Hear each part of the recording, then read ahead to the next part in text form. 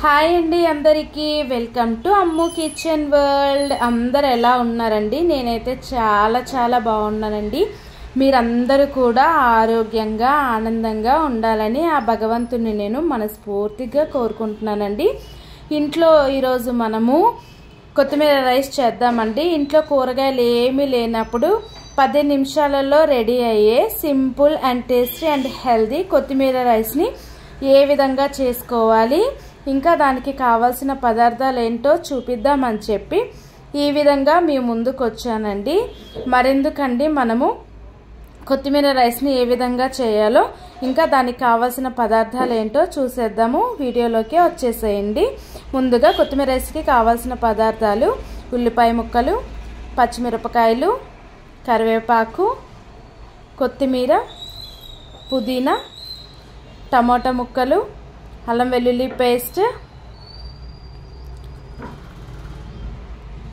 కొద్దిగా సాజీరా, బిర్యానీ మసాలాలు, బిర్యానీ ఆకు, ఉప్పు, బాస్మతి రైస్.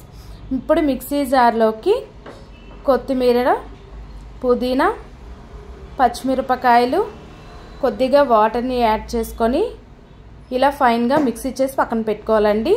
పాన్ హీట్ అయిన తర్వాత కొద్దిగా సాజీరా, బిర్యానీ మసాలాలు, బిర్యానీ ఆకు, ఉల్లిపాయ ముక్కలు, కరివేపాకు, టమాటా ముక్కలు, అల్లం వెల్లుల్లి పేస్ట్, ఉప్పు వేసుకొని ఉడికించుకోవాలండి. దానిలోకి కొత్తిమీర పేస్ట్ని కూడా యాడ్ చేసుకోవాలి. ఇప్పుడు తగినన్ని వాటర్ పోసుకోవాలండి.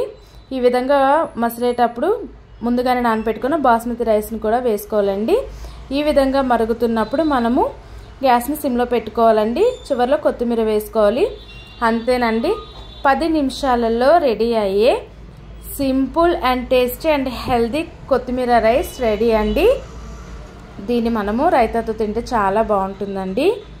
ఇంకా మనం ప్రత్యేకంగా కారం యాడ్ చేసుకోము కాబట్టి కొత్తిమీర పుదీనా పేస్ట్ని చేసేటప్పుడే మనము మన రుచికి తగినట్టుగా మనం కారం కూడా చెక్ చేసుకొని పచ్చిమిరపకాయలను వేసుకొని అందులోనే కలిపి పేస్ట్ చేసుకోవాలండి.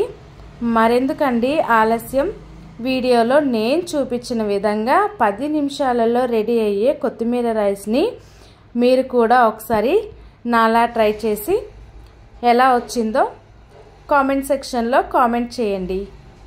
ఓకేనా ఫ్రెండ్స్? మరెందుకండి, మీరు కూడా ట్రై చేయండి. రైతాతోనే కాదు ఫ్రెండ్స్, గ్రేవీ కర్రీతో కూడా బాగానే ఉంటుంది. ఒకసారి ట్రై చేయండి మర్చిపోకుండా. మీరు ట్రై చేసిన తర్వాత ఏ విధంగా వచ్చిందో కామెంట్ సెక్షన్లో మాత్రం కామెంట్ చేయడం మర్చిపోకండి ఫ్రెండ్స్. ఓకేనా ఫ్రెండ్స్? అండ్ అదే విధంగా ఈ వీడియో కనుక మీకు నచ్చినట్లయితే, ఈ మొదటిసారి ఎవరైనా చూసినట్లయితే లైక్ చేసి సబ్స్క్రైబ్ చేసి షేర్ కూడా చేయండి ఫ్రెండ్స్.